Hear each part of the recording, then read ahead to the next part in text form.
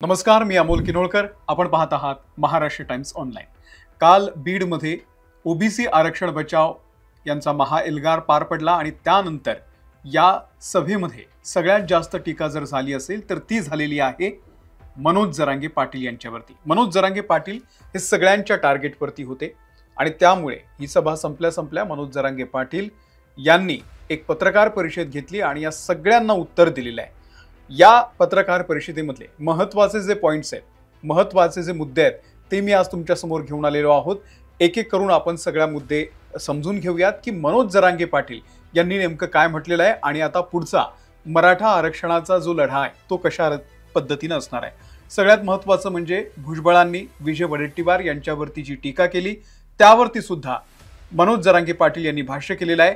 वडेट्टीवार यांनी आपली जी आधीची भूमिका होती त्यावरती यावं, भुजबळ राजकीय स्वार्थासाठी त्यांचा वापर करत आहे असं सुद्धा मनोज जरांगे पाटील यांनी म्हटलेलं आहे.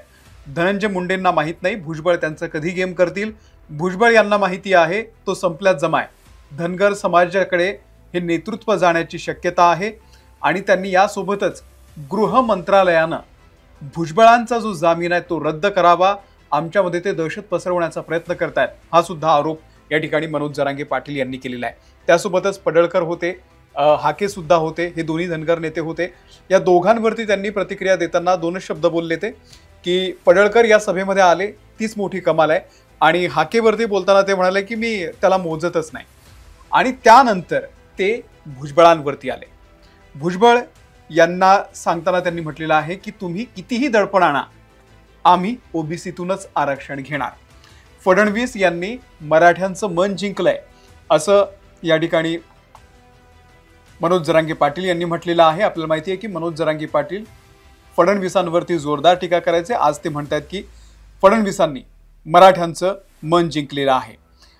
त्यासोबतच फडणवीस आणि विखे, शिंदे आणि अजित पवार यांना बदनाम करण्याचं काम हे सगळे लोक करतायत. अजितदादांना बदनाम करण्याचा विडा हा भुजबळांनी उचललेला आहे असं सुद्धा त्यांनी म्हटलेलं आहे. अजित पवार यांनी बीड जिल्हा हा दुसऱ्याच्या हातात द्यावा, इथे त्यांचा रोग हा धनंजय मुंडे यांच्याकडे होता.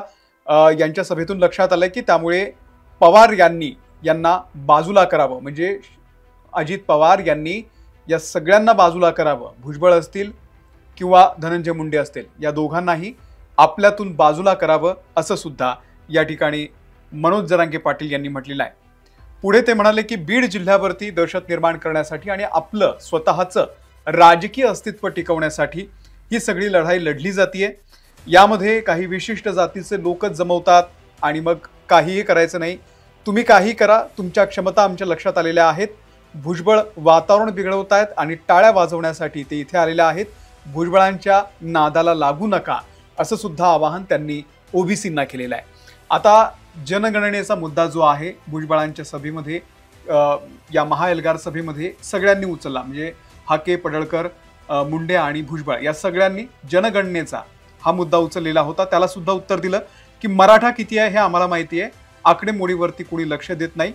GR रद्द करण्यासाठी तुम्ही कितीही प्रयत्न केले तरी सुद्धा मराठा आता तोडीस तोड उत्तर देणार आहे, हे मनोज जरांगे पाटील यांनी सांगितलेलं आहे. त्यामुळे आगामी काळामध्ये ओबीसी विरुद्ध मराठा हा वाद आणखी पेटण्याची शक्यता आहे. पुढे त्यांनी म्हटलं की तुम्ही अधिकारी, आमदार, खासदार, जिल्हा परिषद सदस्य सगळ्या जातीचा फायदा तुम्ही लोकांनी घेतलाय. आरक्षण तुमच्याच घरामध्ये सगळी माणसं तुम्ही सुधारली, आमच्या घरामधलं कोणी सुधारू नये असं तुम्हाला का वाटतंय? आरक्षणाचा लाभ घेऊन तुम्ही पुढे गेलात, आम्हालाही पुढे जाऊ द्या असंही मनोज जरांगे पाटील यांनी म्हटलेलं आहे. त्यासोबतच त्यांनी मराठ्यांशिवाय विधानसभेला भाजपला सत्ता मिळालेली नाहीये. त्यांनी भाजपला सुद्धा टार्गेट केलं आणि एक इशारा दिलाय की आमचं एवढंच म्हणणं आहे की प्रमाणपत्र तातडीनं द्या. ज्यानुसार तुम्ही GR काढलेला आहे त्यानुसार तुम्ही प्रमाणपत्र काढा. पुढच्या आठवड्यामध्ये पश्चिम महाराष्ट्राचा म्हणजे सातारा गॅझेटियरचा जो एक GR आहे तो राहिलेला होता तो निघणार असल्याचं सुद्धा त्यांनी म्हटलेलं आहे. बघूयात पुढच्या आठवड्यामध्ये त्यांच्या म्हणण्यानुसार हा GR निघतो का.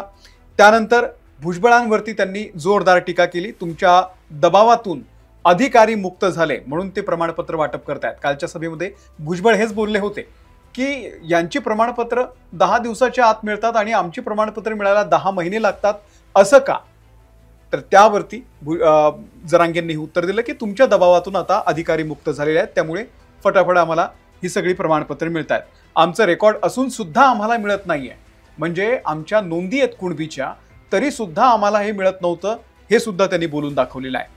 आमच्या नेत्यांना तुम्ही बोलता, तुम्ही विखेंना बोलता, ते काही तुमचं आरक्षण रद्द करा यासाठी येत नाहीयेत. मराठ्यांच्या गरिबांच्या लेकरांना आरक्षण द्या म्हणून ते येत आहेत. विखेंवरती सुद्धा जोरदार टीका केलेली होती भुजबळांनी आणि त्याला सुद्धा काल त्यांनी उत्तर दिलेलं आहे. त्यासोबतच धनंजय मुंडे यांच्यावरती तर मनोज जरांगे पाटील हे कायमच टीका करत असतात. काल त्यांनी या सगळ्या पत्रकार परिषदेमध्ये धनंजय मुंडे यांची चांगली शाळा घेतली. ते म्हणाले की धनंजय मुंडे यांच्या पत्नी करुणा मुंडे या माझ्याकडे आल्या होत्या. मी संपलेल्यावरती बोलत नाही असं म्हणताना ते बरंच काही पुढे बोलले की जसं त्यांच्यावरती आरोप होतो जरांगे पाटलांवरती की ते मुख्यमंत्र्यांच्या आईबद्दल बरंच काही बोलले होते आरक्षणाच्या आधी, म्हणजे हे GR काढण्याच्या आधी आंदोलनाच्या दरम्यान. पण धनंजय मुंडे हे पंतप्रधानांच्या आईवरती काय काय बोलले होते या संदर्भातला क्लिप मी काढू का असा सुद्धा इशारा त्यांनी दिला आणि त्यांनी पुन्हा एकदा जुनं रेकॉर्डिंग मी काढू का हे त्यांनी म्हटलेलं आहे. त्यामुळे 4 दिवस झाले करुणा मुंडे या माझ्याकडे आल्या होत्या आणि त्या म्हणाल्या होत्या की मला साथ द्या, पण कोणाच्या घरी त्यांचे घरचे जे प्रॉब्लेम्स आहेत किंवा घरातली जी भांडणं आहेत त्यामध्ये मी पडत नाही असं म्हणत त्यांनी बाईच्या आडून मी वार करत नाही असं सुद्धा म्हटलेलं आहे. धनंजय मुंडे यांच्यावरती त्यांनी जोरदार टीका केलेली आहे. या कालच्या सभेनंतर मनोज जरांगे पाटील यांनी या सगळ्या नेत्यांवरती टीका केलेली आहे आणि पुढचा जो मोर्चा आहे, पुढचं जे आंदोलन आहे ते कशा पद्धतीचं असणार आहे ते सुद्धा सांगितलेलं आहे. दिल्लीला जाणार असल्याचं सुद्धा त्यांनी काही दिवसांपूर्वी स्पष्ट केलेलं होतं. दिल्लीचा मोर्चा कधी निघतो ते बघणं महत्त्वाचं आहे.